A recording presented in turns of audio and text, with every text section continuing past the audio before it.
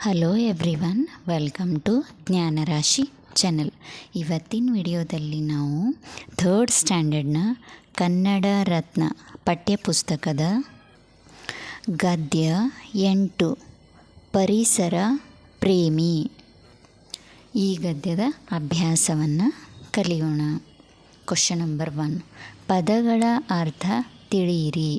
Word meanings: ವಾಯು ವಿಹಾರ, ಹವಾ ಸೇವನೆ, ವಾಕಿಂಗ್. ನಿಯಮಿತ, ಗೊತ್ತಾದ, ಆಪ್ಟ್. ತಂಗುದಾಣ, ನಿಲ್ದಾಣ, ಸ್ಟಾಪ್.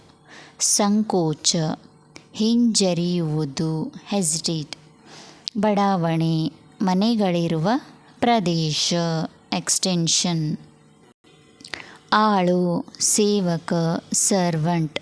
ಸ್ವಚ್ಛತೆ, ಪರಿಶುದ್ಧತೆ, ಕ್ಲೀನ್ಲಿನೆಸ್. ವಿನಯ, ನಮ್ರತೆ, ಪೊಲೈಟ್ನೆಸ್. ಸಮಾರಂಭ, ಕಾರ್ಯಕ್ರಮ, ಪ್ರೋಗ್ರಾಮ್. ಕ್ವಶನ್ ನಂಬರ್ 2, ವಿರುದ್ಧ ಪದಗಳನ್ನು ಬರೆಯಿರಿ. ವಿನಯ, ಅವಿನಯ. ಬೆಳಕು, ಕತ್ತಲು. ಸಂತೋಷ, ದುಃಖ.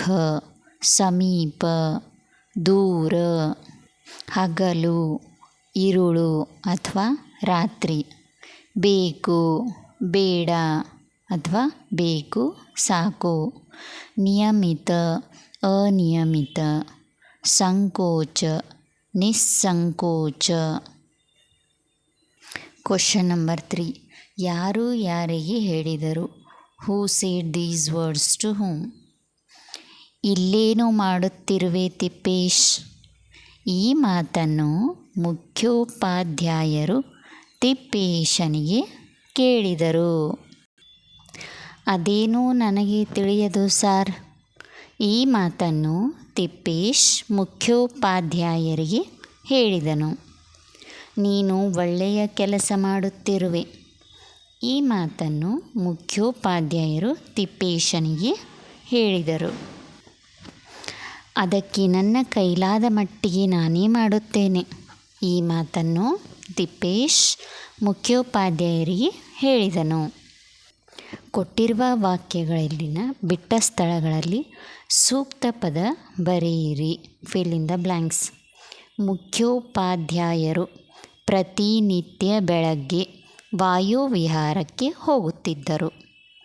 ಆತ ಒಬ್ಬ ಬಾಲ ಕಾರ್ಮಿಕನಿರಬಹುದೆಂದು ತಿಳಿದಿದ್ದರು.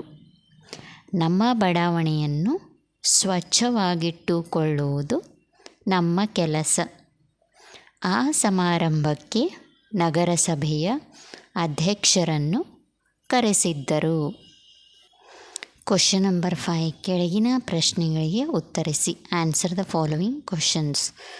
ಪ್ರಶ್ನೆ 1, ಬಾಲಕನು ಕೈಯಲ್ಲಿ ಏನನ್ನು ಹಿಡಿದಿರುತ್ತಿದ್ದನು?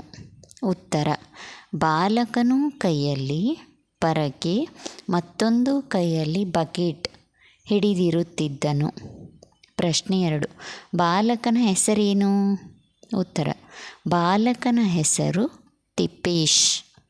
ಪ್ರಶ್ನೆ 3, ಮುಖ್ಯೋಪಾಧ್ಯಾಯರು ಮನಸ್ಸಿನಲ್ಲಿ ಮೆಚ್ಚಿಕೊಂಡದ್ದು ಏಕೆ? ಉತ್ತರ: ಮುಖ್ಯೋಪಾಧ್ಯಾಯರು ಮನಸ್ಸಿನಲ್ಲಿ ಮೆಚ್ಚಿಕೊಂಡದ್ದು ಬಾಲಕನ ನಿಯಮಿತಕ್ಕೆ. ಪ್ರಶ್ನೆ 4, ತಿಪ್ಪೇಶ್ ಯಾವ ತರಗತಿಯಲ್ಲಿ ಓದುತ್ತಿದ್ದನು? ಓದುತ್ತಿದ್ದ ಶಾಲೆಯ ಹೆಸರೇನು? ಉತ್ತರ: ತಿಪ್ಪೇಶ್ 3ನೇ ತರಗತಿಯಲ್ಲಿ ಓದುತ್ತಿದ್ದನು. ಓದುತ್ತಿದ್ದ ಶಾಲೆಯ ಹೆಸರು ಜ್ಯೋತಿ. ಪ್ರಶ್ನೆ 5, ತಮ್ಮ ಬಡಾವಣೆಯ ಸ್ವಚ್ಛತೆಯನ್ನು ಕಾಪಾಡಿಕೊಳ್ಳಲು ಯಾರು ಕಾರಣರು?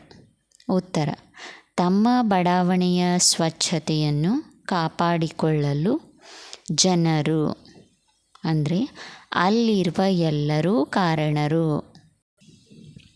ಪ್ರಶ್ನೆ 6, ತಿಪ್ಪೇಶನ ಮಾತು ಕೇಳಿ ಯಾರಿಗೆ ಆನಂದವಾಯಿತು?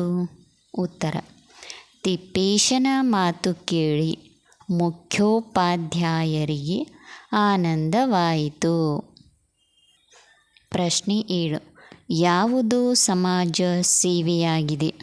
ಉತ್ತರ: ತಮ್ಮ ಬಡಾವಣೆಯ ಸ್ವಚ್ಛತೆಯನ್ನು ಕಾಪಾಡುವುದೇ ಸಮಾಜ ಸೇವೆಯಾಗಿದೆ. ಪ್ರಶ್ನೆ 8.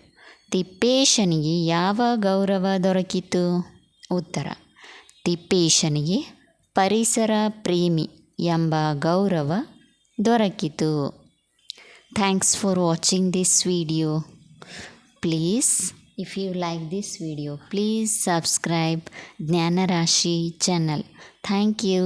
ಮುಂದಿನ ವಿಡಿಯೋದಲ್ಲಿ ಮತ್ತೆ ಸಿಗೋಣ. ಅಲ್ಲಿವರೆಗೂ ಬಾಯ್.